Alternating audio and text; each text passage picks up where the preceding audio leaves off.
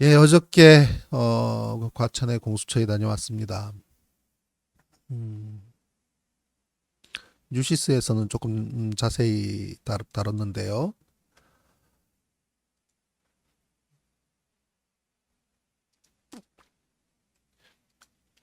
윤종성 전 국방부 합조단장, 예, 그리고 박정희 전 민군 합동조사단 군측 단장 두 분을 어저께 고발을 했습니다. 그 내용 간략하게 말씀을 드리면 어, 윤정성 전 국방부 조사본부장은 조사의 천안함 실질적인 조사를 해야 될 어, 뭐 어떤 뭐군 내에서 일어난 모든 사고에 대해서 조사를 해야 될 책임이 있는 분이죠. 예, 윤정성 당시 육군 소장이었습니다. 네. 그리고 또 천안함 사건에 대해서 민군 합동 조사단이 꾸려졌지 않습니까?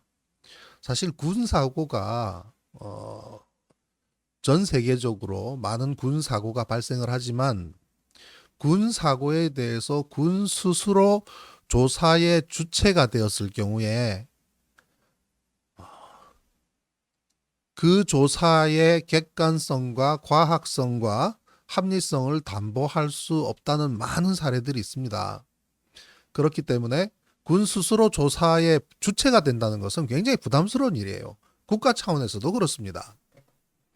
대표적인 경우가 이제 지난번에 한번 소개를 드렸습니다만 미국의 아이오와호 포탑이 폭발을 해서 47명의 대원이 사망한 사건이 레이건 정부 들어서자마자 발생을 했거든요. 그 당시에 이제 군비 강화, 레이건이 굉장히 또 공화당인데다가 어떤 상당히 강경한 어, 대외적인 특히 그런 정책을 펼치다 보니까 군비를 강화를 해야 되겠다. 그래서 이미 퇴역한 전함을 다시 현역으로 투입하기 위해서 무리하게 개조 작업을 한 결과입니다. 그래서 나가서 포 훈련을 하는데 이 포의 성능이라는 것이 뭐 유지는 가능할지 몰라도 개선을 시킨다는 것은 엄청난 작업이지 않습니까? 그러니까 장약을 두 배로 쓴 거예요. 장약을. 화약을 두 배로 쓰고 포를 쏜 겁니다. 그런데 그 사고 조사를 하기를 안에 동성연애자가 있었는데 그 동성연애자가 마음의 변심을 했고 그의 불만을 품고 안에서 터뜨렸다는 식으로 조작을 해서 상당 기간 그 조작이 그대로 갑니다. 그러다가 공화당 내에 그것도 민주당도 아닙니다. 공화당 내에 상원의원 한 사람이 이건 잘못됐다, 이 이상하다. 그래서 그때부터 문제 제기를 하고 그다음에 그것을 재조사하기로 결의를 받아내고 산드라 연구소라는 민간 연구소한테 맡겨서 2년 동안 200번의 폭발 실험을 계속 하면서 결론을 얻은 결과 장약을 두 배 썼다는 걸 밝혀냈습니다. 예. 그 외에도 린치 사건이라 그래가지고요. 이라크에서 포로로 잡힌 여성 군인이 있었습니다. 예, 그 병사였는데요. 그 여성 병사가 포로로 잡혔는데 이라크 군들이 철수하면서 그 여성을 풀어줬어요. 어느 병원에 이렇게 풀어주고 그냥 떠난 겁니다. 그런데 미국에서는 탈출한 것으로 그걸 조작을 합니다.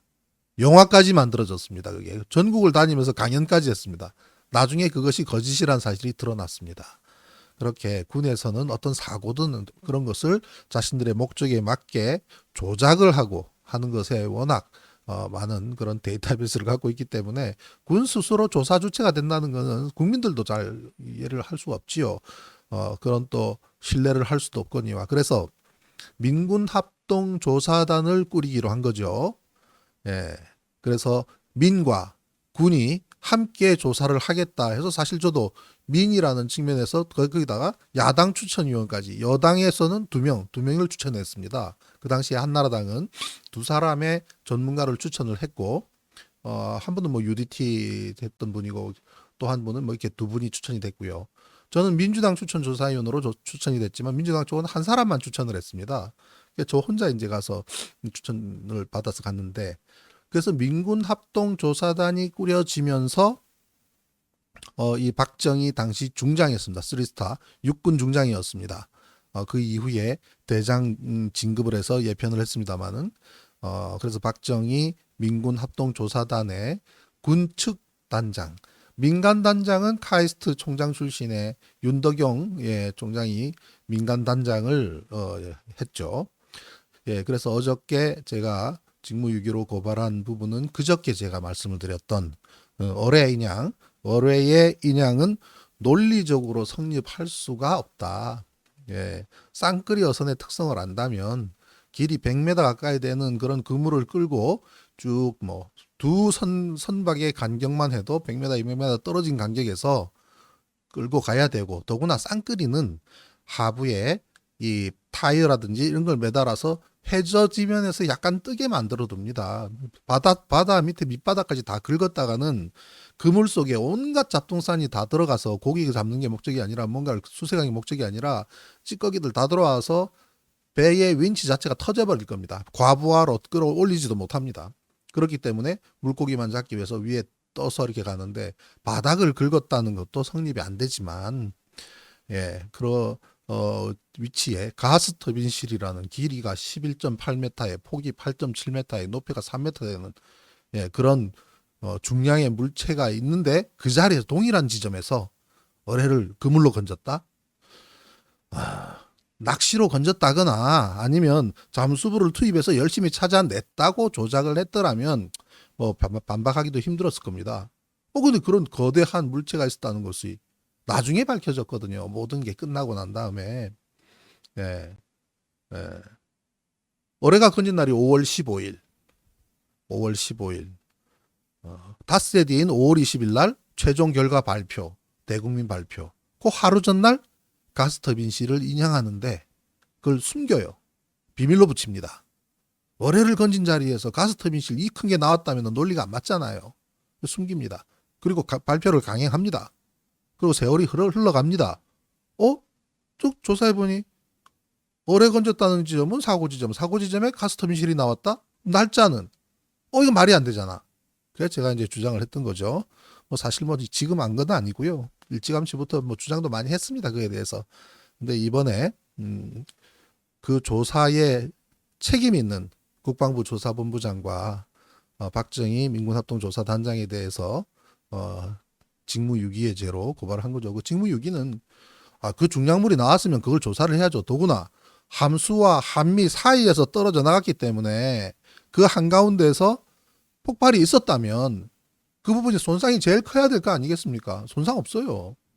길이 방향으로 쭉 프레임이 녹이 난 것밖에 없다고요. 프레임에 녹난 것은 바로 자초를 했다는 물리적인 접촉했던 증거고 말이죠. 파편도 없습니다. 그래서 조사를 조차도 하지 않고 그런 것도 전부 직무유기에 해당한다. 그래서 제가 지난번에 요거는 이제 어저께 사진입니다. 형법 제122조 직무유기의 죄로 고발을 했습니다. 그리고 그러다 보니 지난번에 이제 김태영 전 국방부 장관 육군대장이죠. 김성찬 전 해구참모총장 전 해군대장이고요. 그다음 이번에 윤종성 국방부 조사본부장, 박정희 민군합동조사단장 네 사람을 고발을 하게 됐는데 4월 달에만요. 이 잔인한 4월 달에. 위에 두 분은 2010년에 저에 대해서 고소를 한 두 분입니다. 김태영 국방장관, 김성찬 해군참모총장은 제가 2010년 3월, 4월 글 열심히 쓰면서 또 조사를 하고 이거는 국방부가 조작을 하고 있고 거짓을 하고 있다고 언론에 발표하고 인터뷰를 하니 본인들의 명예를 훼손했다고 김태형 국방장관과 김성찬 해군참모총장은 자신들의 명예를 훼손했다고 저를 고소한 두 분입니다. 그리고 윤정성, 박정희 이 두 분은 저를 고발을 했습니다. 해군의 명예 그리고 국방부 민군합동조사단 합조단의 명예를 훼손했다는 명의로 박정희 중장은 당시 저에 대해서 고발을 했고요. 윤정성 조사본부장은 해군의 명예를 했다고 군의 명예를 훼손했다고 저를 고발을 했습니다. 그래서 위에 두 분은 고소, 밑에 두 분은 고발. 그렇게 2010년에 저를 고소하고 고발했던 분입니다. 그래서 11년 만에 이제는 역할을 바꿔보자. 저도 이제 11년 동안 피고하니까 지쳤잖아요.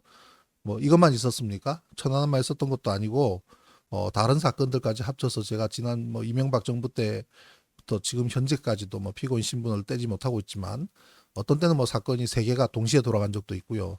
또 뭐 또 선관위에서 또 뭐 이렇게 한 것도 있고 또 뭐 조선일보에서 뭐 그런 것도 있고 누적 피고인만 지금 20년이 넘어갔습니다. 그래서 이제 너무나 힘드니까 이제 피고와 원고의 역할을 한번 바꿔볼 생각입니다. 그래서 이 네 분에 대해서 이제 공수처에서 아직까지 지난번 고발한 것에 대해서도 고발자 조사는 아직 이루어지지 않았습니다. 지난번 제가 고발을 한 그 다음 날인가요? 그때 이제 공수처 검사들이 임명장을 받았기 때문에 지금 이제 내부적으로 이 고발장에 대해서 아마 분류 작업을 하고 있을 거라고 생각을 합니다. 예, 그래서 이제 뭐 제가 드리고 싶은 얘기는 그거예요. 당신들 차례다. 11년 지났다. 이제 역할 바꾸자. 당신들이 생존할 수단은 단 하나. 진실 말하기. 자, 진실 말하기를 놓고 이제 또 2라운드로 법정에서 한번 싸워보자는 얘기입니다. 예.